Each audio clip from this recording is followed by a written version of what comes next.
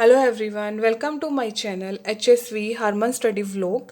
Today we discuss the topic synovial fluid. In last videos we discussed pleural fluid and peritoneal fluid. Now today we discuss synovial fluid. So let's start. So first is introduction. Synovial fluid is also called synovia. So synovial fluid को synovia भी कहते हैं. It is found around the joints such as knee, ankle, hip, elbow and shoulder. So ये हमें found होता है around the joints जैसे कि knee, ankle, hip, elbow and shoulder. The chemical composition of synovial fluid resembles with that of other body fluids such as serous fluid and spinal fluid. So इसकी जो chemical composition है synovial fluid की वो resemble करती है with that of other body fluids such as serous fluid and spinal fluid. In addition it contains a mucopolysaccharide harnic acid which act as a binding and protective agent for the connective tissue. So in addition ये contain करता है mucopolysaccharide harnic acid जो act करते हैं as a binding and protective agent for the connective tissue. The next is formation. Synovial fluid is produced by the inner membrane of the synovial joint, synovial membrane, and secreted into the joint cavity. So जो synovial fluid है ये produce होता है by the inner membrane. Synovial joint की inner membrane में ये produce होता है और secrete होता है joint cavity में. So see in the picture synovial membrane दिख रहा होगा जिसमें ये प्रोड्यूस होता है देन सिक्रीट होता है जॉइंट की कैविटी में. The next are functions.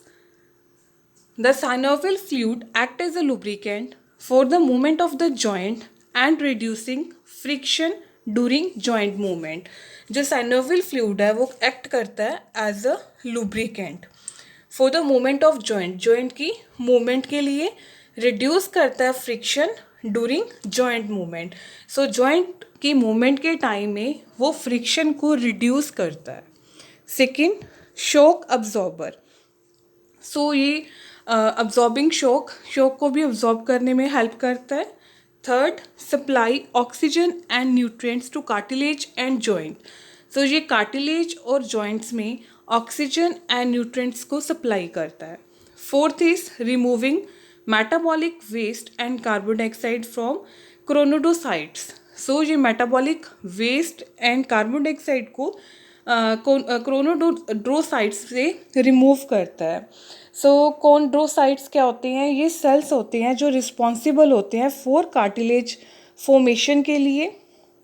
सो ठीक है, क्रोनोड्रोसाइट्स क्या होते हैं? सेल्स होते हैं जो रिस्पॉन्सिबल होते हैं कार्टिलेज की फॉर्मेशन के लिए. सो इसमें वो वेस्ट को और कार्बन डाइऑक्साइड को रिमूव करता है.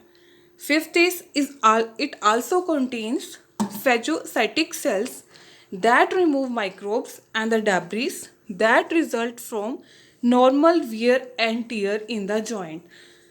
सो ये कंटेन करता है फेजोसेटिक सेल्स जो रिमूव्स करते हैं माइक्रोब्स एंड डैब्रिस से. सो ये कहाँ से आते हैं? माइक्रोब्स एंड डैब्रिस जो जॉइंट में नॉर्मल वियर टीयर हुआ होता है, थोड़ी बहुत ही टूटपज जिसको हम कह देते हैं वो जॉइंट में हुई होती है, उसके जो माइक्रोब्स एंड डैब्रिस होते हैं तो जो फेजोसेटिक सेल्स है वो उसको रिमूव करते हैं जॉइंट में से. The next is normal composition. Appearance clear, crystal absent, pH 7.4, then sodium chloride, urea, glucose, protein, albumin. So this is the normal composition of synovial fluid. The next is collection. Synovial fluid can be collected by syringe in a procedure termed arthrocentesis, also known as joint aspiration. So synovial fluid हम collect करते हैं by syringe. जो procedure हम उसको क्या कहते हैं? Arthrocentesis, also known as joint aspiration. So see in the picture, needle is inserted into the joint and fluid is withdrawn. So needle को इंसर्ट कर रहे हैं जॉइंट में और फ्लूइड को विथड्रॉ कर रहे हैं. The next is clinical significance. The laboratory examination of this fluid helps to assist in the diagnosis of. So जो साइनोवियल फ्लूइड की लेबोरेटरी एग्जामिनेशन करते हैं वो किसकी डायग्नोसिस में हमें हेल्प करता है। So first is infection of the joint, joint में कोई इन्फेक्शन हो जाती है तो उसकी diagnose, rheumatoid arthritis. Then third joint injury, जॉइंट में कोई इंजरी हो जाती है। देन गाउट, गाउट में क्या होता है कि जॉइंट में स्वेलिंग हो जाती है, रेडनेस आ जाती है। और last inflammatory condition. So this is the clinical significance of synovial fluid. So please like, share and comment on my channel. If you like my videos, subscribe my channel. Thanks for watching.